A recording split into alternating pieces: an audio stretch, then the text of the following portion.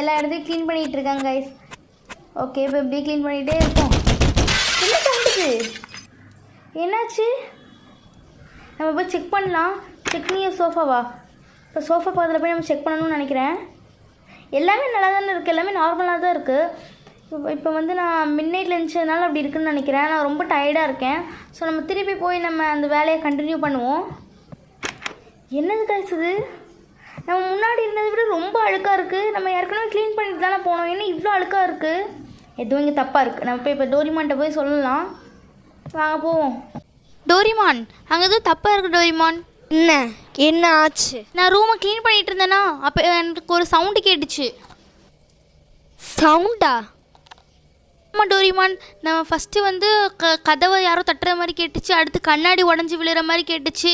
அப்புறம் நான் போய் செக் பண்ணி பார்த்தேன். ஆனால் எல்லாமே நார்மலாக தான் இருந்துச்சு. சரி சொல்லிட்டு